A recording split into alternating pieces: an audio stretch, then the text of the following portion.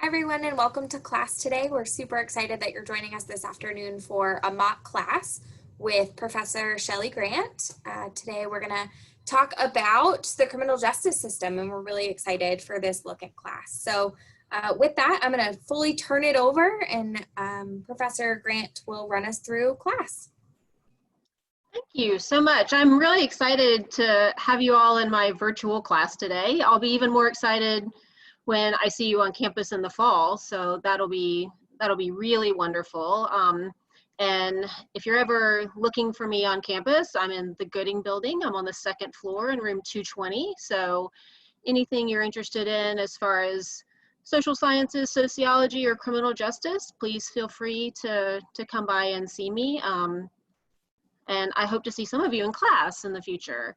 So I just wanted to, this is a shorter version of something we talk about in my juvenile delinquency class. And it's in my classroom, it would be a very interactive class. And so I really want you to feel like you can, raise your hand and I'll call on you to speak. Or if you, any questions that you have, I'm happy to answer, or if you just want to express your opinion or your thoughts about something that we're talking about, that is how my classes would normally run. So I really want us to be interactive with each other. Me lecturing you for 20 or so minutes probably isn't nearly as exciting as you all having the opportunity to talk to me and ask questions or talk to each other as well. So I don't want to spend too much more time on that. I will tell you a little bit about myself. I'm actually a JU grad, so I'm an alum like you all will be 4 years from now. And after grad school, I spent many years working in the criminal justice system, mostly in juvenile justice, running juvenile justice programs and juvenile mental health. And it's really my passion working on programs for youth.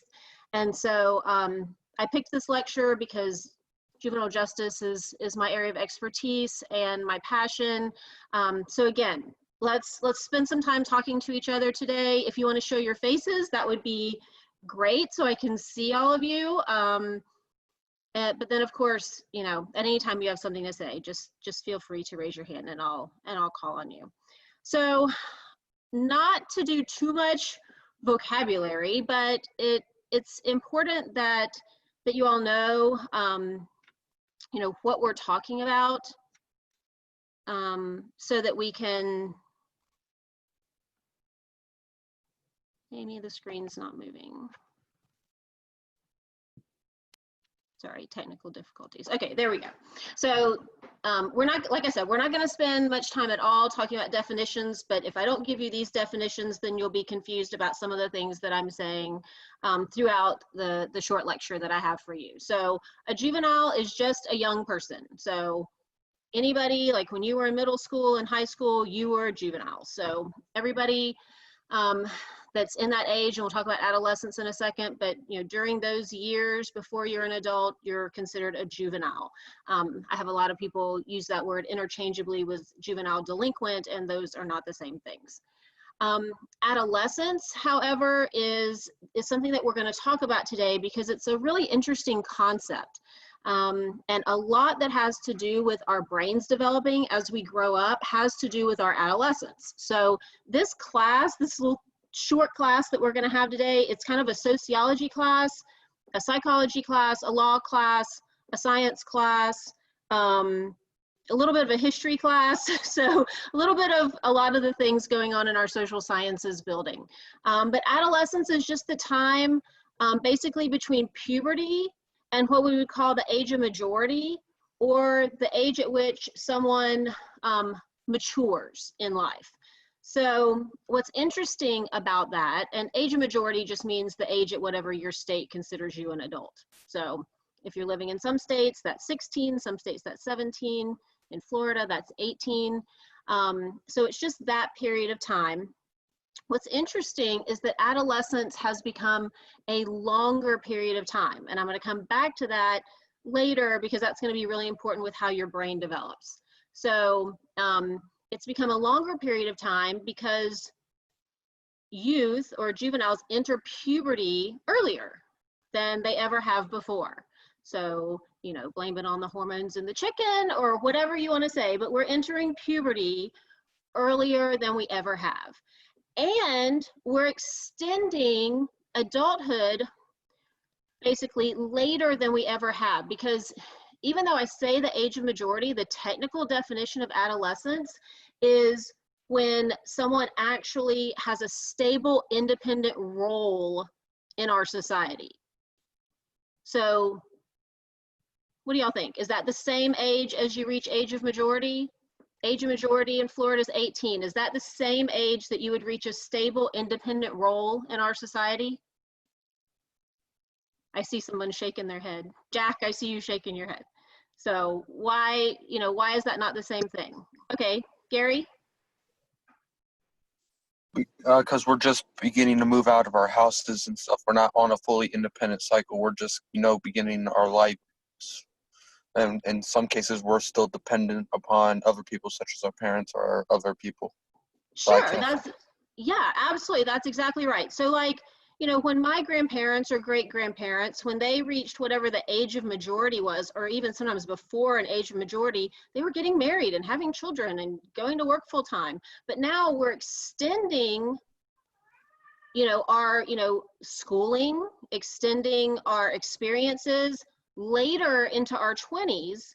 And so for some people, they say this period of adolescence actually now, because it's starting earlier, you know, like 10 or 11 when it used to be 13, and now we're extending it into our 20s, that our period of adolescence is much longer. And that's going to become relevant in a few minutes, I promise.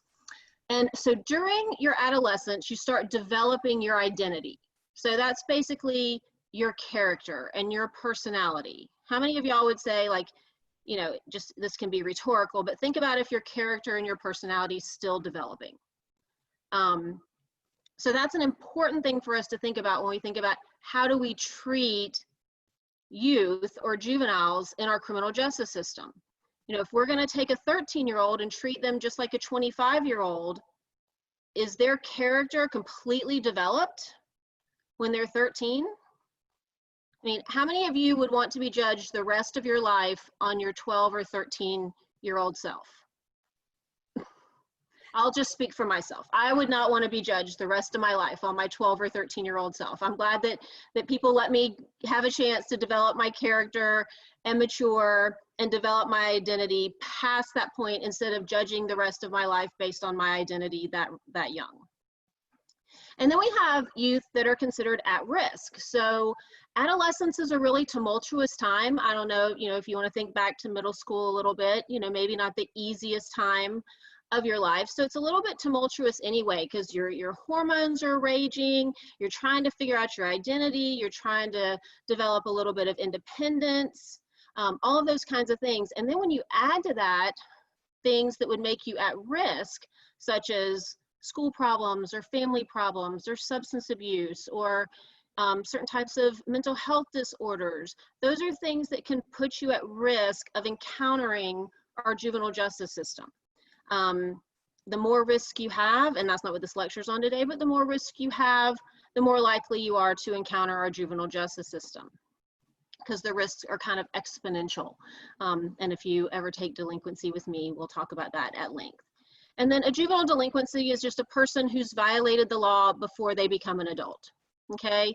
And the reason that's important is because when we're looking at, when we're thinking about our juvenile justice system, it's very different from our criminal justice system. We created back in the late 1800s, in fact, 1899, we created our first juvenile justice system. And that juvenile justice system was created for the purpose of working in the best interest of children. We all of a sudden realized kids are different than adults. And Amy, I still don't have control somehow of the screen. It's not letting me progress. Oh, thank you. Okay. Okay, so when we look at criminal justice versus juvenile justice, there's similar processes because we've developed our juvenile justice system since 1899 to encompass more things than it did initially, but we realize that kids are different. So we should not be treating children the same way that we treat adults in our system for lots of reasons. And we realized that back in the 1800s. And we've changed our minds about that a little bit and treated kids more like adults again in recent years, and now we're having to kind of backpedal on that. So we're gonna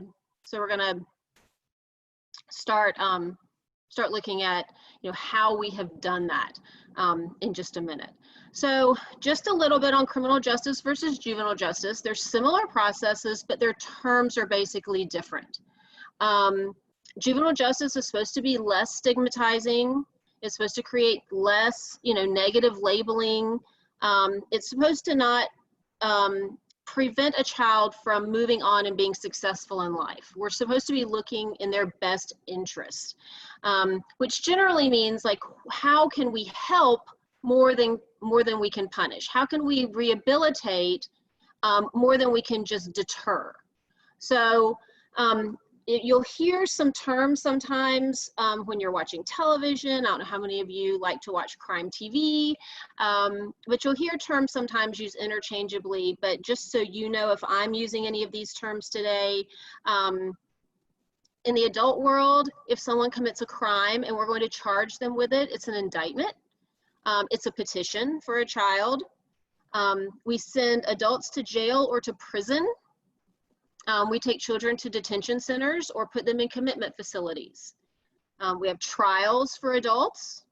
I'm sure you've heard that term. We have hearings for children. We convict adults. We adjudicate juveniles. We incarcerate adults. I already used that one. Commit juveniles. So the difference between these terms, other than where we're holding children, is really nothing. They sound a little nicer, they sound a little softer, but really they mean very similar things. So I just wanted you to have, somewhat of an idea of, how the terms are different. And like I said, they're supposed to be a little bit softer. They're supposed to be a little less stigmatizing. They're supposed to be a little less negative because we're supposed to be looking at kids differently. Which is really important. And like I said, it's going to become more important in just a minute, I promise, because what has happened in the history of our juvenile justice system, oops, I didn't mean to go that far. What has happened in the history of our juvenile justice system, and I already mentioned in 1899, we established our first juvenile court. It was established in Illinois and by 1925, all 48 of our other states had juvenile justice systems. So this is a really good thing. And I know I jumped from 1899 on this slide to the 1980s, which may seem kind of crazy because a lot did go on with our juvenile justice system in those years. We initially, when we created our first juvenile court, kids had no constitutional rights. And that was because we set up our system to where we were supposed to be helping and rehabilitating children. It backfired on us a little bit because there was too much discretion in our juvenile justice system, and we saw problems occurring because juveniles didn't have their constitutional rights. So, we worked through some of the issues of creating our juvenile justice system during the years, all the way up until around the 1960s. It took us that long to really start putting rights in for kids. But then what happened, you had this big thing happen. So in the 1980s, we had this huge rise in crime. Not just juvenile crime, all crime in the United States. We had this huge rise, and basically our country panicked.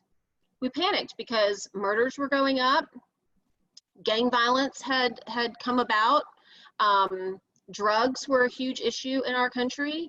The combination of drugs, guns, and murder was an intersection that we were looking at very regularly. And what we saw was, because of the panic in our country, that we not only panicked about adult crime, we panicked about juvenile crime. So during the 1980s, and I don't know if any of you have studied this much, we created lots and lots of laws. So in the 1980s and 90s, we made our criminal justice system a lot stricter.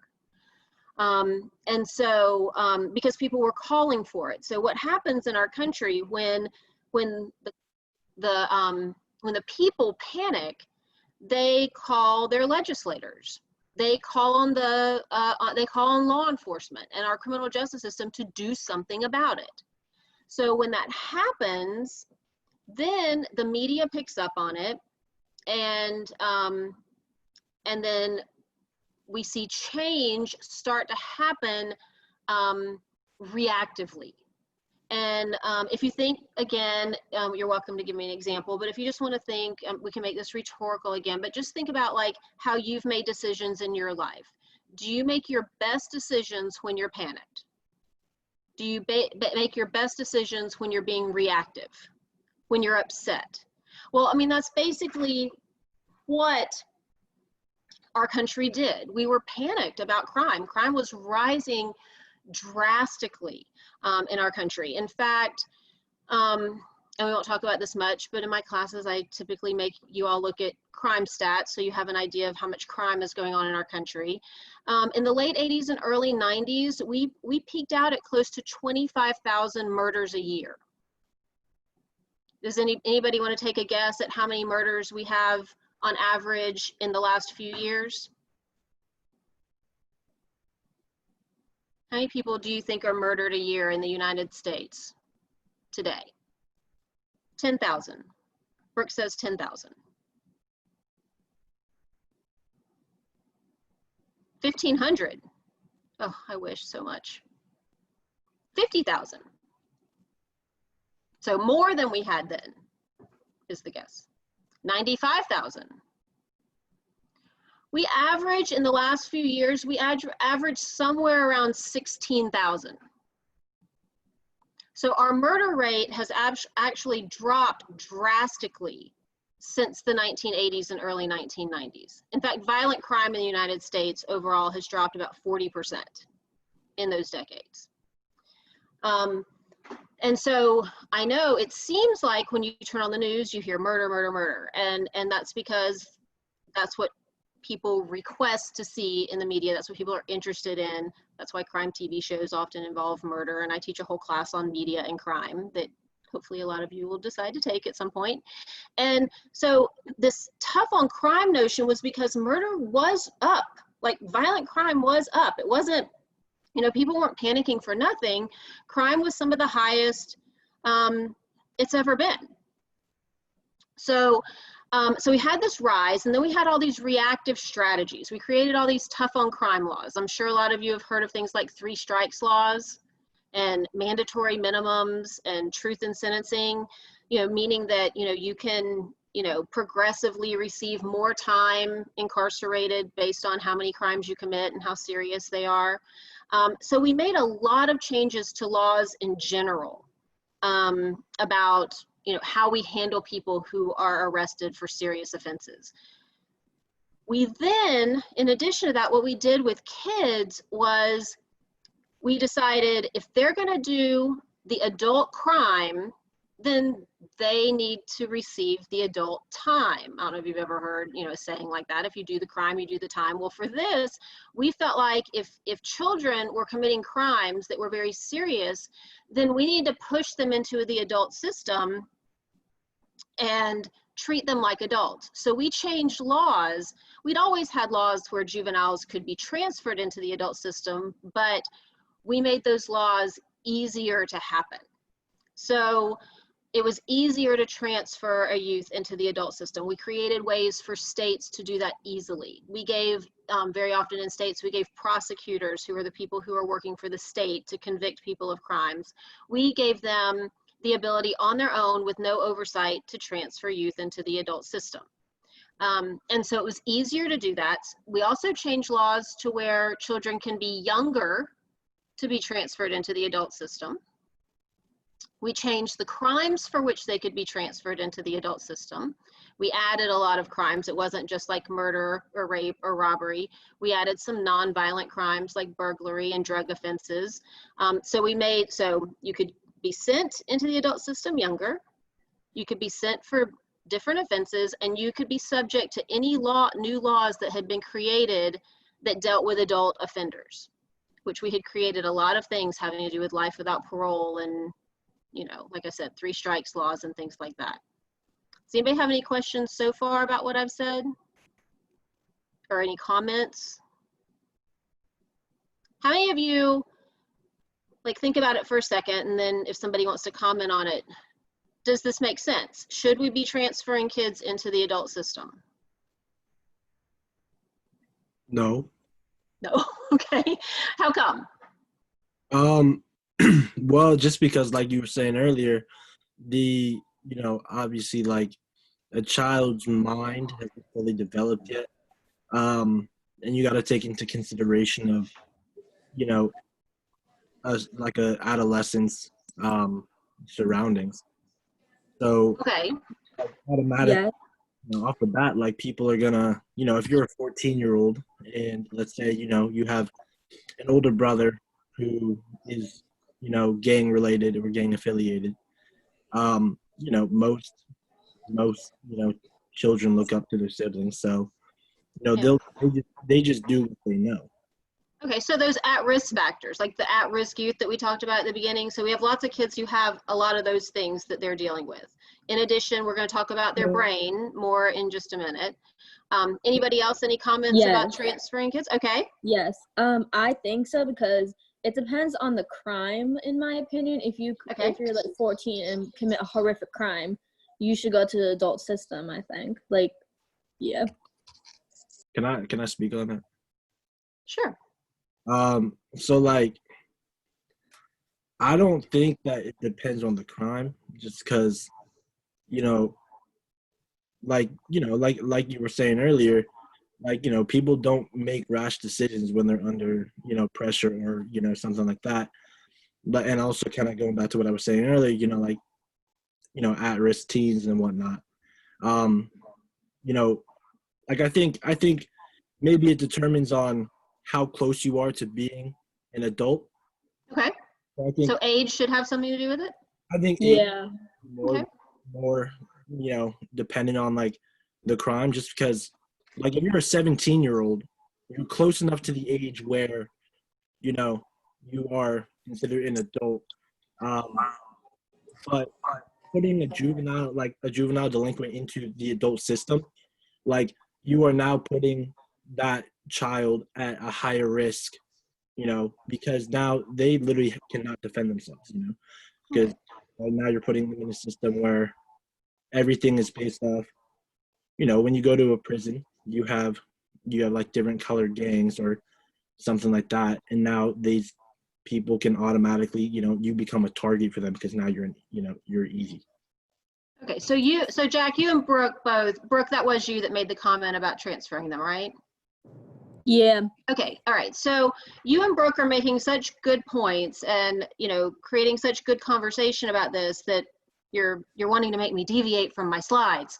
But, so what, both of you made points about age. You mentioned age. So historically, we have had more parameters about how old a child can be to be transferred to adult court. Any idea, anybody want to take a guess? How old do you think a child has to be in Florida to be transferred into adult court? 18 or 17? Well, 18 is already an adult here. So 17, you think they have to be 17 to be transferred? Or 16. Or 16, okay. Yeah. Okay, so 16 or 17. Anybody else have any other guesses? How old do you have to be before we can, convict you and put you in a state prison? 15. 15? I would say How old? Whenever I the said court, 15. whenever the court finds you whenever the court deems you smart enough to do adult action. Okay, so the court decides? Yes, and that could be because I've heard of cases as young as 14. I've heard as cases be higher and lower, but it really depends on that judge itself or whoever is doing that prosecution itself.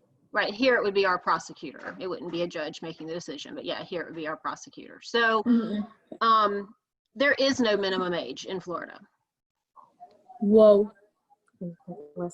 And Florida's not that unusual. I mean, we're kind of a tough on crime state, but there's no age. Now, there are ages at which we can only do certain things to children, but no age. I mean, in fact, I actually was working at our prosecutor's office when a 12-year-old was transferred into the adult system. So, you know, so we created these laws, and so here's the other thing. So we made it where really young kids could be transferred, but they also got caught up in things like 3 strikes laws, or life without parole sentences, which means basically you're sentenced to life with no opportunity of your case ever being looked at again. No chance of ever getting out. And that could happen at 13, 14, 15. And I'm not, I should have said this, because if you'd had me for the whole semester, you'd hear me say that I play devil's advocate a lot, so you never really know where I stand. But if you ask me where I stand, I will always tell you. But, you know, so what this tells us is that we could have really young children whose brains are not fully formed, and we're going to talk about that a little bit more in a minute, who have committed one offense, and they could be sent to prison for the rest of their life and their case never looked at again, because we don't have rules about how young they have to be or what the crime has to be. So we reactively made all of these decisions, okay? So think about reactive decisions you've made that weren't so great. Is it easy to backpedal on bad decisions? It's a little bit hard to do that, right? So it's been hard for us as a country to do that. So this all happened in the late 80s and early 90s, before you guys were even a thought. And it has taken us until well into the 2000s for our court system to go back and say, this has not turned out well. Because what we have learned in all those years through our research is that, first of all, we've learned way more about how the brain works. And we've also learned that the harsher you penalize a youth, the more likely they are to offend. That's not necessarily true for adults, but it's very true for children. So the higher we push them into the system, or the further we push them into the system, the more likely they are to become what we call recidivists, or people who reoffend.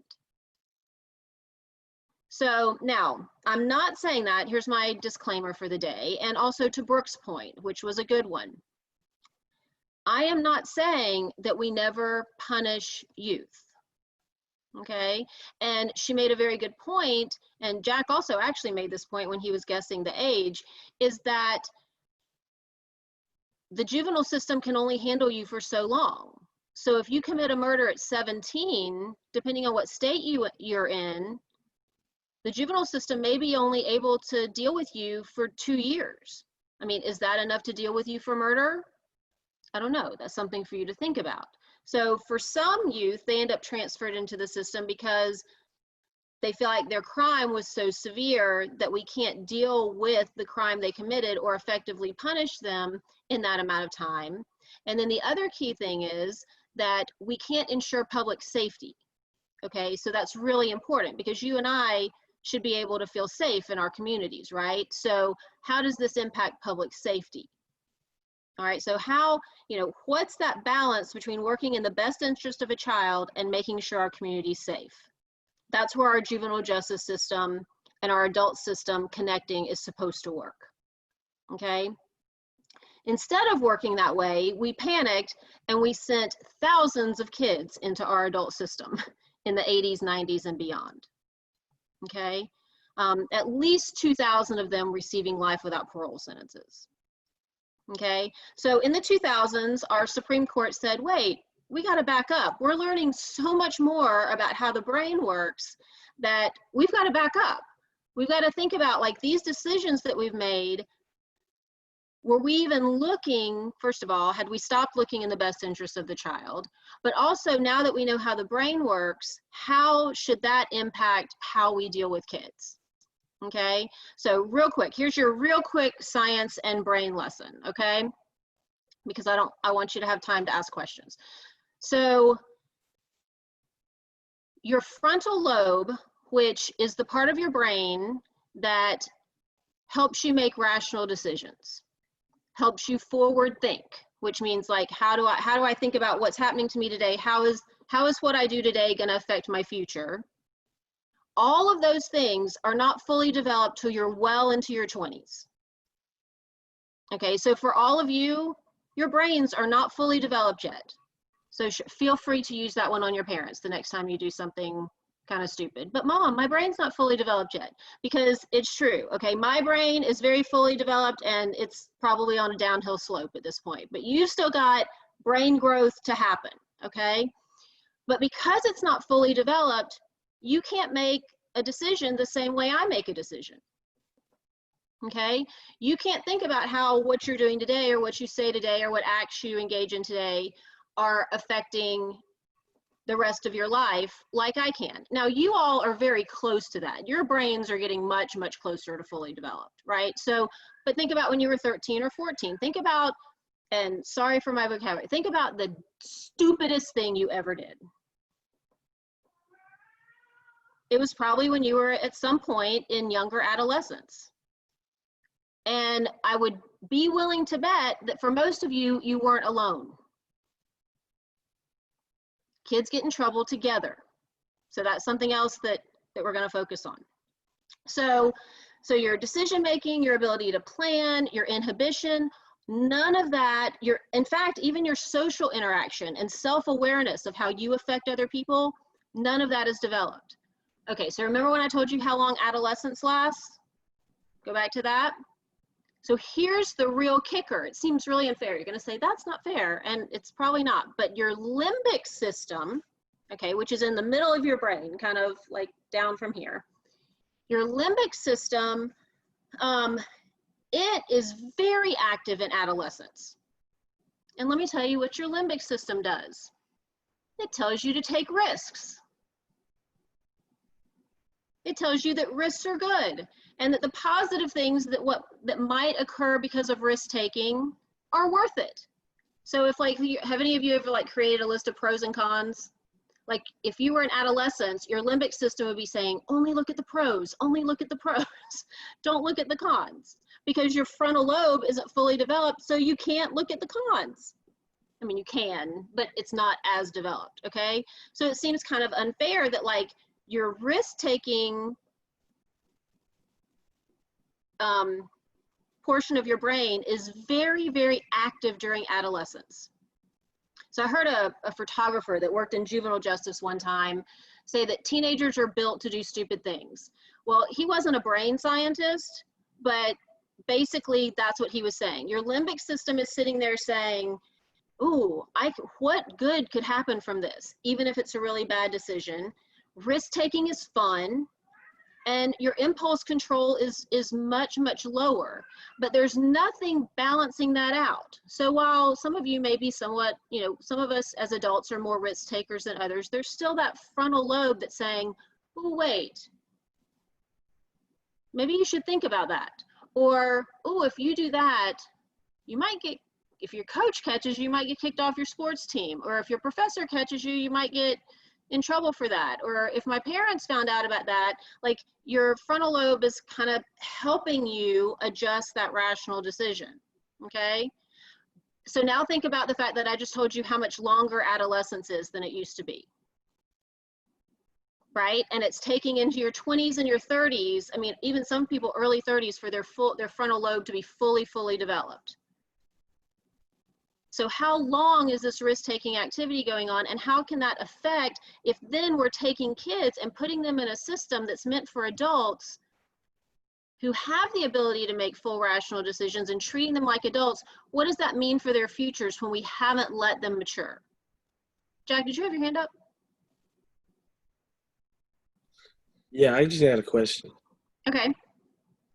So can the brain become more developed at a younger age depending on experiences and stuff like that? So if you if you're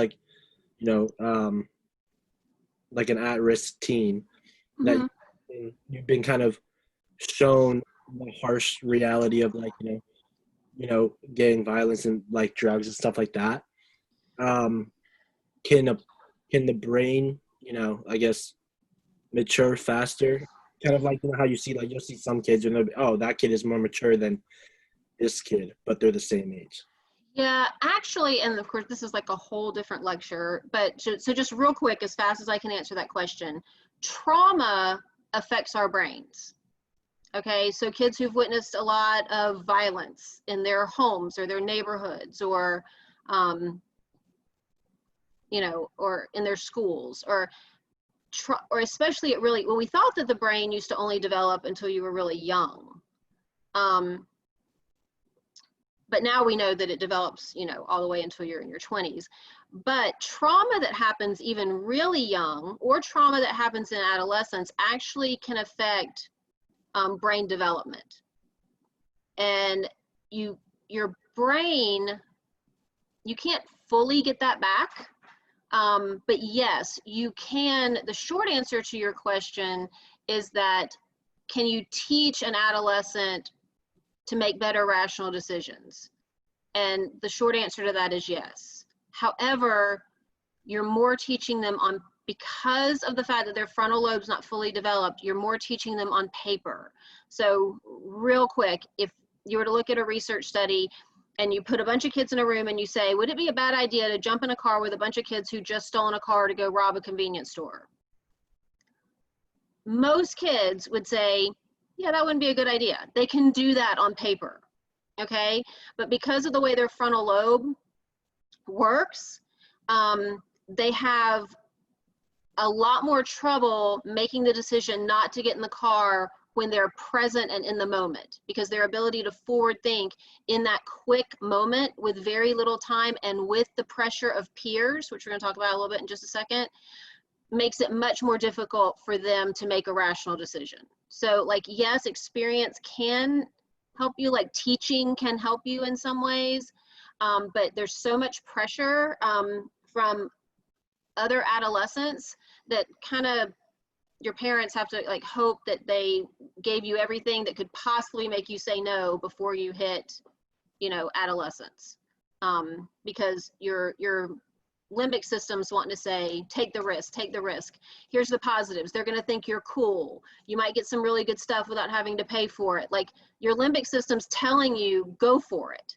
And you as an adolescent having to try to work with something that's not fully developed yet to rationally think. Does that make sense? Okay, so really quick, so how we handle kids in our system, we have to decide how culpable are kids, which means how guilty are kids. When they do something wrong and they commit a crime, how guilty are they? Are they just as guilty as adults, or are they not just as guilty as adults? And are there things that we should be paying attention to that might make them less guilty? Okay, so that's what mitigation is. So I think, you know, you all mentioned, like, what if they grow up in a really bad neighborhood or a home where maybe they're abused, like physically or sexually, or they grow up in, you know, a situation where they have an absent parent because maybe they're incarcerated, or they're doing very poorly in school, or they're not able to attend school regularly. Like, are there things that have happened in their life that might lessen the intensity of the guilt that we're laying on them? Okay, so, you know, should we be looking at kids differently? I'll go back to the very first slide. Should we be looking at kids differently? Should we be taking those things into consideration when we're dealing with kids in our system? A long, long time ago, in the late 1800s and early 1900s, we would have said yes, absolutely, because we said we created this whole system because kids are different and we should be rehabilitating them as opposed to punishing them. And then we, you know, like I said, we changed our mind about that when we became kind of scared of kids. And in fact, we created that term, I don't know if you've heard of the term super predator, but like in the last presidential election, it actually came up a lot, but it was developed in the 80s and 90s because we became so scared of kids that we called them predators. We called them animals. We called them things that like would scare us about kids. And historically, kids have committed, honestly, a much, much smaller percentage of all crimes than adults. Kids typically commit 10% or less of serious offenses. So what we want to do is we want to take their guilt, we want to take the thing they've done, and And we want to look at all the factors that contributed to it. And then we're supposed to make their sanctions or their disposition or the outcome of their case proportional. So this is all supposed to be a part of how our criminal justice system works. So we've got to look at, how guilty they are, what's the harm that they've done, again, how safe can our society be? And then we look at the child. And we're supposed to deal with them in a proportional way to where we can be safe, but we're trying to help them. And we lost sight of that, okay? And so we're attempting in a way to work that back, to like step back. So who's been working on this? Well, it's not just people like me who are criminologists and who work on juvenile justice issues daily. Who decided to get involved was our Supreme Court. So if you really need a high-level person, or high-level people working on an issue, well, our Supreme Court decided, with everything that we know about brain development now, we better be paying attention to how proportional we're handling juveniles based on their level of guilt and their circumstances versus what they have done. Okay? Did I confuse you or lose you? I know like culpability, mitigation, proportionality, those are kind of, maybe kind of sound a little deep, but but we want to make sure we're balanced. We still should be helping kids in every way we can, because not only are they kids and we know now that their brain's not functioning the same, but we also have learned in those same decades that the further we push them, remember, the more likely they are to reoffend. So what we want is for them not to reoffend. So what do we need to be looking at? And I am so sorry that this slide is really hard to read. But so we've talked about the far left column, this diminished decision making. So we've talked about the frontal lobe. And so we really don't need to talk about that column too much, but we need to take these 3 areas into consideration when we're talking about how do we deal with juveniles. So here's what I want you to think about for a minute. So we have diminished decision-making capacity. So how well can kids make decisions? We have extraordinary circumstances. So what kind of life circumstances are they living in that might have pushed them into criminal activity? Okay. And then we want to think about their character. Remember that question I asked you near the beginning, like how many of you would want to be judged on your 12 or 13-year-old self? Okay. So the idea that their character is not fully formed. And when we talk about should the juvenile justice system take these things into consideration? Well, what I would tell you is that they already do where adults are concerned. We just haven't been doing it with kids. And I'll explain to you what I mean really kind of as quickly as I possibly can. So diminished decision-making capacity. If we have an adult who has committed a crime and we find that in some way that they are intellectually diminished in capacity, that is a mitigating circumstance. So if we go back to mitigation for an adult, that would say we have to look at you as less guilty because your brain's not functioning properly. Well, that's every kid on the planet. That's every kid on the planet. Now, again, like for those of you, and I'm sure, and I'll be real honest with you, I fall somewhere, I have really good friends who've worked their entire career to try to say that no kids should go to adult court. And then I have people I've worked with that think we should be transferring lots of kids into our adult system. I fall somewhere in the middle. I think very few children should be transferred into our adult system, but I do think there is a place for that sometimes. And that's just my own personal opinion, depending on the crime and their age and the severity of the offense. So if you're ever in class with me, we can talk about that a lot more at length. But at any rate, we should be paying attention to the fact that their brain's not fully formed. Extraordinary circumstances means if I'm walking down the street, and please, I'm gonna knock on the wood on my chair because I don't want this to happen today. If I'm walking down the street with my daughter, okay, and she's older now. In fact, she's gonna be a sophomore at JU. Many of you probably be friends with her. But so if I'm walking down the street and she's too old for me to be holding her hand, but let's say somebody grabs her from me and says, this is why I knocked on wood and said, please don't let this happen. Somebody grabs her from me and says, if you don't go rob that bank across the street, I'm gonna kill your daughter. What am I gonna do? Y'all don't know me at all, but are you gonna assume I'm gonna go rob the bank so that somebody doesn't kill my child? Like, pretty good guess that somebody's gonna do whatever it takes to save the life of their child. If I rob the bank. Will I get arrested? Absolutely. I will get arrested for armed robbery. That's a very serious offense. When I get to court and I've never been arrested before, I've been basically, I don't have a record. I don't have like a, history of violence or anything like that. Once I get in there, is that going to be a mitigating circumstance for me that someone threatened the life of my child? It is. Does it mean I'm necessarily going to get off and they're going to find me not guilty and I'm not going to, not necessarily, but are they going to take that into consideration? They are. So we have kids all over our country living in what has been termed things like war zones, or they step out their front door and there's, violent group, telling them that they should engage in violent behavior, or they're witnessing violence on their streets and feel like they need protection, or in their schools or in their homes. Some children lash out against people in their homes who've abused them.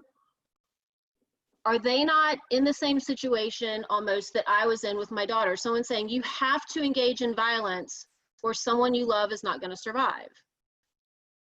Could I walk away from that situation if they had my daughter? Could I just walk away and say, nah, I'm going to get away from this? Can kids, can a 13-year-old, a 14-year-old, can they just say, I'm out of here. I'm out of this violent home. I'm out of this violent neighborhood. I'm out. Can they do that?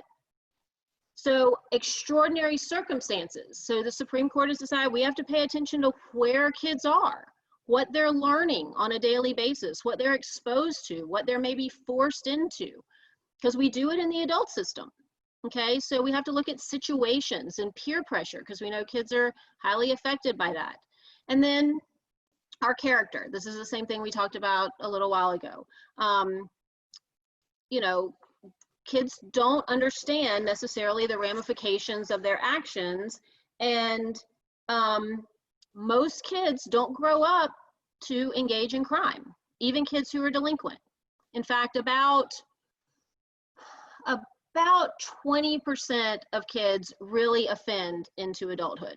About 80% of kids who offend as children don't continue to offend into adulthood. So what if we put criminal labels on them really, really young, and then then they try to get jobs or go to college or things like that. So, because their character's not formed. Again, for some of you, if I had you all in class, raise your hand. How many of you have ever done something you could be arrested for? If you're being honest, almost everybody's going to raise their hand, including me. Because, and maybe you did get arrested. Maybe you got lucky, but your character wasn't fully formed, right? Gary, you have your hand up? Gary, were you raising your hand? I see Gary raised hand. Yes. Okay. Did you have a question? No, just I thought you were saying you're raising your hand because you okay. All right. Raising your hand about the crime question. Okay. Yes. I thought you were saying raise hand. Sorry. Yeah. Okay. No, I appreciate that because so basically, most of us have done something that we could have been arrested for. So for some of us, that means we got away with it. For some of us, maybe we got in some trouble. For some of us, maybe we got in more trouble, but most kids don't continue that pattern. So because we mature, right? We have things that our brain develops. We have things that become important to us. We can start thinking about the future more because our brain's letting us do that. So our character changes as we get older. And so all of these things, brain development, character development, looking at risk factors for youth, the Supreme Court finally decided, okay, we gotta make some changes. We reacted really strongly to how we treat kids in our system because we were scared. And now we've got to back that up a little bit and think, are there times when it might make sense? And according to Brooks' point, even the Supreme Court says, yes, there might be some times that makes sense. But does it make sense as often as we have been using it? Probably not. So in 2005, really quick, and this is not a law class, and there's not going to be a test at the end, and I want to give you a chance to ask questions, so I'm going to tell you this really, really fast. Roper versus Simmons is a court case that said we can no longer put children to death. Up until 2005, we could put 16 and 17-year-olds only to death in the United States. We were the last industrialized nation to remove the death penalty for children. Okay. In 2010, in Graham versus Florida, and I actually have met the attorney that worked on the Graham case, Graham versus Florida, we decided that you cannot give children life without parole in our adult system. If they're transferred into our adult system, you cannot give them life without parole for anything less than homicide. So you cannot transfer a youth or a juvenile into our adult system for something like, let's say, robbery, and then give them life without parole. The Supreme Court says these things, based on what we know about brain development, are basically cruel and unusual punishment. Can anybody impress me and tell me what amendment to our Constitution that is? What amendment is cruel and unusual punishment? The 8th Amendment? That's right, the 8th Amendment. Very good. So based on the 8th Amendment and cruel and unusual punishment, it says what we know now, we shouldn't be doing this to kids. We shouldn't be assuming that they are the person now that they're going to be later. Okay? We should at least be paying attention to the fact that their character could develop, they could rehabilitate, their brain's going to develop. Doesn't mean that we can't send them to prison, and it doesn't mean we can't give them life without parole. In some cases, only homicide cases. But in non-homicide cases, the Supreme Court said, no, not forever and ever. In Miller versus Alabama, the Supreme Court said you can no longer give a juvenile life without parole, even for homicide cases, without a reasonable look at their case later in life to see if they've rehabilitated or their character has changed. Now, is that saying we have to let them out at some point? It doesn't, but it says you can't lock them away and throw away the key. You can't just automatically say you get life without parole. And in my classes, we would talk a lot about certain types of murder and how those have been dealt with in the system, but we don't have time for that today. But basically, it says that you can't, even for homicide, you can't just automatically send a kid away forever. And Montgomery versus Louisiana just says that Miller versus Alabama is retroactive, meaning anyone we had ever sent, any youth we had ever sent to prison for life, we had to relook at their case again and have resentencing hearings on them. So we're still, since 2016, Florida is very much in the process, and every state in the United States is still in the process of going back and looking at those kids. And those kids, by the way, that we're talking about are typically in their 30s and 40s now and have been in prison since they were 14, 15, 16 years old. Are they all getting out? No, actually I've heard of very few getting out, but their case has to be looked at again. So we still have work to do about what that means for the court system, but they have to be looked at again. Okay, so tell me what questions you have. I'm really sorry, that was like I'd take a couple of days to do that in class, but I wanted to give you an idea of the kinds of things we talk about in my class, but I would really like to talk to you all. Do you all have questions for me? You can ask me questions about my classes, you can ask me questions about this lecture, you can ask me questions about anything you want. So how does I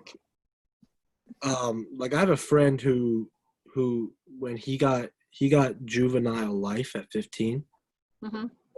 So does that mean that when he turns 18 then or at some time in his age he'll get transferred to a state prison, and then how long until they reopen his case or look at it again? So you mean at least for the beginning of his sentence, they let him serve that part of the sentence in a juvenile facility, and then they were going to transfer him to an adult facility whenever he turns 18? Yeah, like he says, he has juvenile life plus 15.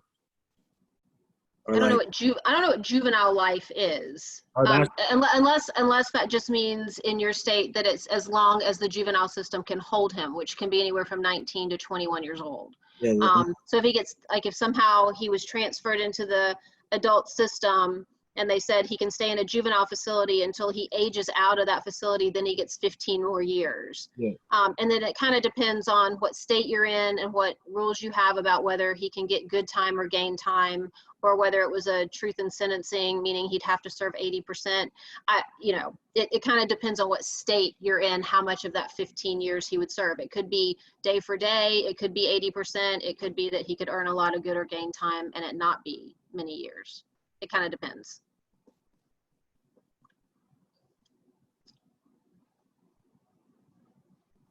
Anybody else? Questions about, like I said, you can ask questions about this lecture, but you can also ask me questions. I teach a lot of the classes for our criminal justice minor, and pretty much any major matches up well with that. I have biology majors, chemistry majors, sociology majors, psychology majors, business majors in my classes, which makes the classes even more interesting that we have quite a variety of perspectives. And to get the minor, you have to take criminology and then any 4 other classes that meet the criteria for the minor, and you get to pick those classes. I'm actually interested now. Good. I would love to have all of you in class. I would advise taking the criminology class first. It's like our introductory class, and I teach it every single semester. And then I have other classes, and I'm not the only person that teaches. Like we have courts classes that are taught by our political scientists. We have Because I'm actually a political science major. Oh, great, great. Actually, and I'm like that. Based off how it sounds, I might actually be interested in minoring in this. Oh, great. That would be wonderful. Well, like I said, if any of you have more questions after today, obviously you can always email me. My email is sgrant@ju.edu. Or you can always come see me. Like I said, Gooding 220, actually, for the political scientists I just talked to, my office sits right at the top of the stairs in Gooding I am right in the middle of the 2 political scientists. All right, thank you. Do you have any questions about other courses or anything else I can answer for you?